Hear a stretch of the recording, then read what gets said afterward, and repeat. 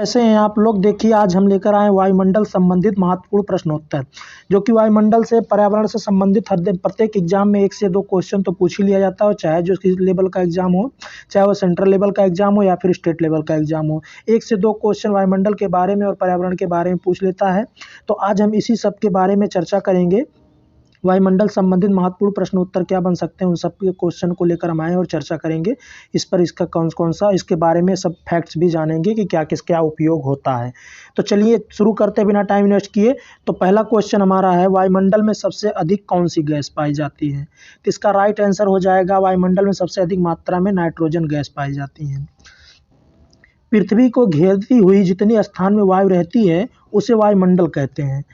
वायुमंडल के अतिरिक्त पृथ्वी का स्थल मंडल ठोस पदार्थों से बना है और जलमंडल जल से बना है। वायुमंडल में कितनी दूर तक फैला हुआ है इसका ठीक पता तो हमें नहीं है, पर यह निश्चित है कि पृथ्वी के चतुर्दिक कई सौ मीलों तक यह फैला हुआ है। एक फोटो दिखाया गया है इसमें, जो नीला भाग है इस वायुमंडल है हमारा, और इसको अंतरिक्ष में से देखा गया है। तो नीला भाग जितने दूर तक फैला हुआ है हमारा जो है वायुमंडल फैला हुआ है। यहाँ पर लिख भी दिया, अंतरिक्ष से पृथ्वी का दृश्य दिखाया गया है और वायुमंडल जो है नीला दिखाई दे रहा है। ठीक है। इसके आगे देखते हैं, वायुमंडल के निचले भाग को क्षोभ मंडल कहते हैं, जो प्राय 4 से 8 मील तक फैला हुआ है। उसके क्षोभ मंडल के ऊपरी भाग को समताप मंडल और उसके ऊपर के भाग को मध्य मंडल का, और मध्य मंडल के ऊपरी भाग को आयन मंडल कहते हैं। क्षोभ मंडल और समताप मंडल के बीच के भाग को हम शांत मंडल कहते हैं। समताप मंडल और मध्य मंडल के बीच के भाग को स्ट्रेटोपाज कहते हैं। साधारणतः ऊपर का तल बिल्कुल शांत रहते हैं। नेक्स्ट क्वेश्चन है हमारा, वायुमंडल का अस्थायी तत्व क्या है? तो इसका राइट आंसर है, वायुमंडल का अस्थायी तत्व हमारा वो जलवाष्प है। जलवाष्प जो है वायुमंडल का अस्थायी तत्व है। इसके बारे में हम जान चुके हैं। आगे चलिए देखते हैं अगला क्वेश्चन क्या है। अगला क्वेश्चन हमारा है, पृथ्वी का वायुमंडल किसके द्वारा गर्म होता है? इसका राइट आंसर हो जाएगा, उत्तर दिया गया है विकिरण के द्वारा। पृथ्वी का वायुमंडल विकिरण के द्वारा गर्म होता है। चलिए देखते हैं कैसे गर्म होता है, इसके बारे में देखते हैं। सूर्य की लघु तरंग विकिरण ऊर्जा से पृथ्वी गर्म होती है। पृथ्वी के दीर्घ तरंग भौमिक ऊर्जा का विकिरण वायुमंडल को में अवशोषित होता है। इससे वायुमंडल का ताप 68 डिग्री सेल्सियस से 55 डिग्री सेल्सियस के बीच ही रहता है। 100 किलोमीटर के ऊपर परावैंगनी प्रकाश से ऑक्सीजन अणु आयनों में परिणित हो जाते हैं और परमाणु इलेक्ट्रॉनों में। इसी से इस मंडल को आयन मंडल कहते हैं।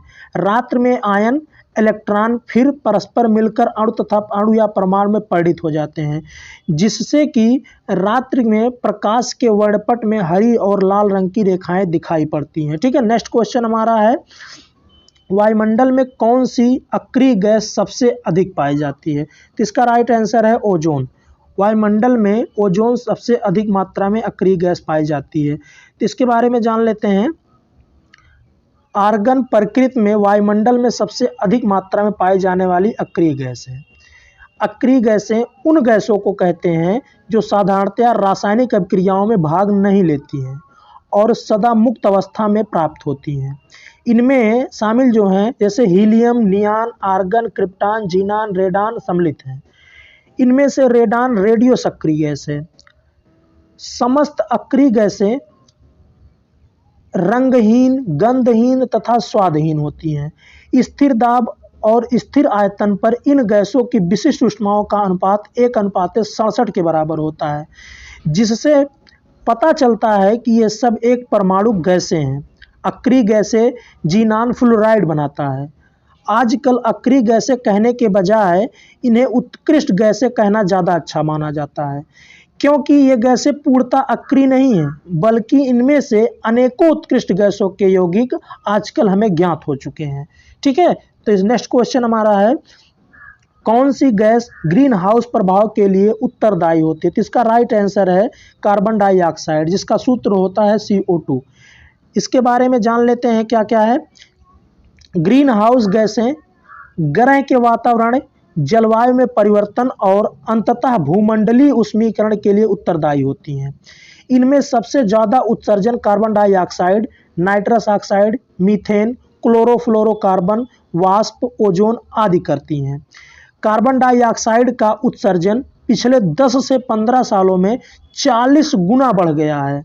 ठीक है, नेक्स्ट क्वेश्चन देखते हैं हमारा, सूर्य की तीव्र किरणों से झुलसने में कौन सी गैस हमारी रक्षा करती है? इसका उत्तर दिया है जिसका नाम है ओजोन।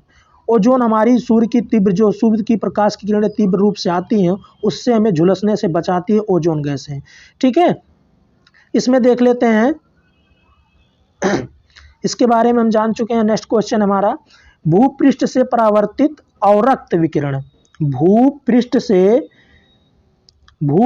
से परिवर्तित अवरक्त विकिरण के अवशोषण द्वारा भूवायुमंडली में तापमान वृद्धि की क्रिया को क्या कहते हैं?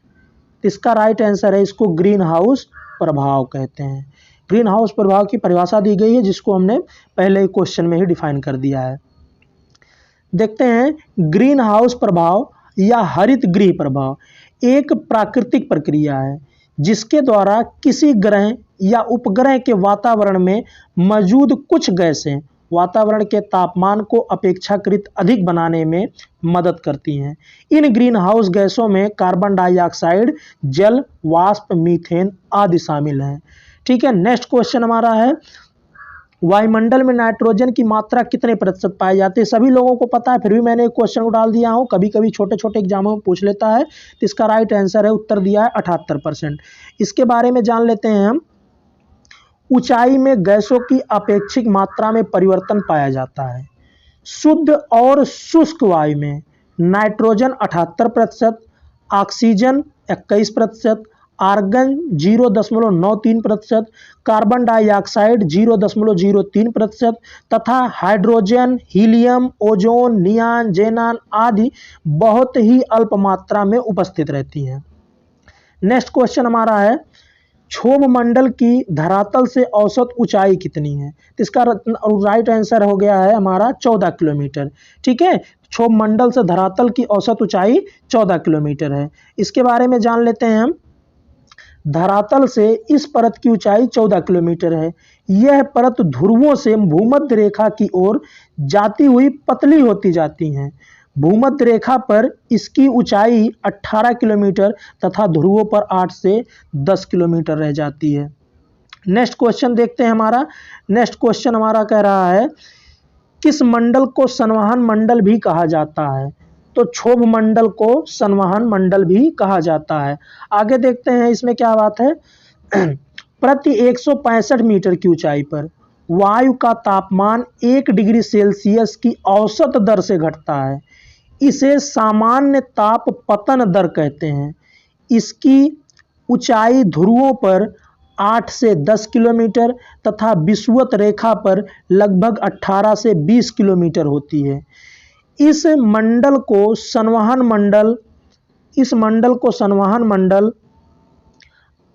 अधोमंडल और क्षोभ मंडल या वायुमंडल की सबसे छोटी परत भी कहा जाता है। इतने नामों से इसको जाना जाता है।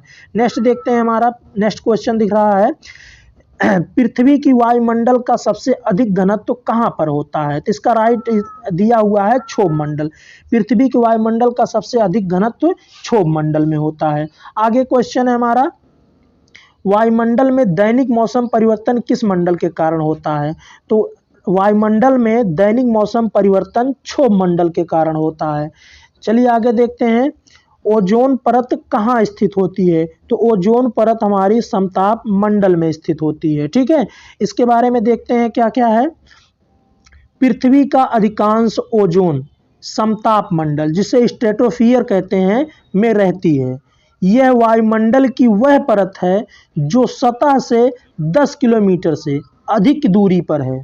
वायुमंडलीय ओजोन का लगभग 90% समतापीय मंडल ओजोन परत में है, जो सूर्य द्वारा उत्सर्जित हानिकारक परावैंगनी किरण से पृथ्वी की सतह को बचाती है। नेक्स्ट क्वेश्चन हमारा है, समताप मंडल में ओजोन परत का क्या कार्य है? तो समताप मंडल में ओजोन परत का भूतल पर परावैंगनी किरणपात को रोकना कार्य है इसका। इसके बारे में देख लेते हैं। समताप मंडल में स्थित ओजोन परत रक्षा आवरण के रूप में कार्य करती है। यह सूर्य के पराबैंगनी किरण तरंगों का अवशोषण कर लेती है, जिससे लघुतरंगीय पराबैंगनी किरणें परिवर्तन मंडल तथा भूतल तक नहीं पहुंच पाती। इस प्रकार ओजोन परत सौर विकिरण के हानिकारक प्रभाव से भूतल की रक्षा प्रदान करती है। नेक्स्ट क्वेश्चन देखते हैं हमारा, दीर्घ रेडियो तरंग पृथ्वी के किस भाग से परिवर्तित होती है? तो दीर्घ रेडियो तरंग पृथ्वी के आयन मंडल से परिवर्तित होती है। इसके बारे में आगे देखते हैं। दीर्घ रेडियो तरंगे पृथ्वी के आयन मंडल से परिवर्तित होती हैं। यह मंडल 80 से 400 किलोमीटर की ऊंचाई के मध्य स्थित होता है। नेक्स्ट क्वेश्चन हमारा है, वायुमंडल में कौन सा रसायन ओजोन स्तर के अवक्षण का कारण है? इसका राइट आंसर है वायुमंडल में कौन जो है क्लोरोफ्लोरोकार्बन ओजोन स्तर के अवक्षण का कारण, जो कि बहुत बड़े पैमाने पर उत्सर्जित हो रहा है। जितनी भी कॉस्मेटिक सामान हैं उन सब में क्लोरोफ्लोरोकार्बन का यूज किया जाता है। इसके बारे में देख लेते हैं। ओजोन अवक्षय का प्रमुख कारण क्लोरीन युक्त गैसें, जैसे कहा जाए तो मुख्य रूप से CFC बोले तो क्लोरोफ्लोरोकार्बन और संबंधित हैलोकार्बन की उपस्थिति होती है। पराबैंगनिक किरणों की उपस्थिति में ये गैसें अपघटित होकर क्लोरीन अणुओं को मुक्त करती हैं, जो ओजोन के विनाश के लिए प्रेरित करती हैं। ठीक है, अगला क्वेश्चन हमारा है, वायुमंडल के किस भाग में जल की कुल मात्रा का 90% भाग विद्यमान होता है? तो वायुमंडल के क्षोभ मंडल में जलवाष्प की कुल मात्रा का 90% भाग विद्यमान होता है। नेक्स्ट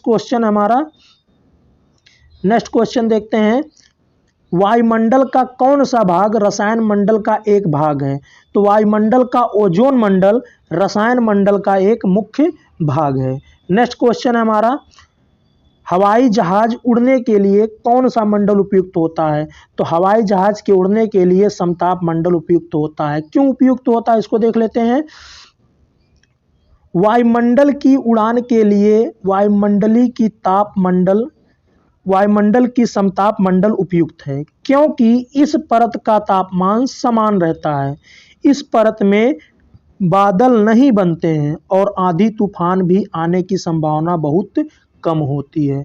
नेक्स्ट क्वेश्चन हमारा है, लास्ट क्वेश्चन है, वायुमंडल की निचली परत क्या कहलाती है? तो वायुमंडल की निचली परत क्षोभ मंडल कहलाती है। तो ये रही हमारी आज की टॉप 20 क्वेश्चन की सीरीज, जो विभिन्न प्रतियोगी परीक्षाओं में बार बार पूछा जाता है।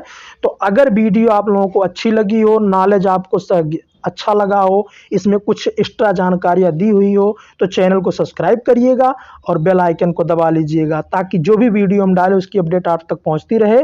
और इसमें मोस्ट इंपॉर्टेंट क्वेश्चन को लाएंगे और समय समय पर अपना सब्जेक्ट वाइज चलाएंगे। तो बस आज के लिए इतना ही, मिलते हैं नेक्स्ट वीडियो में। आज के लिए बस इतना ही। ओके, थैंक यू, जय हिंद।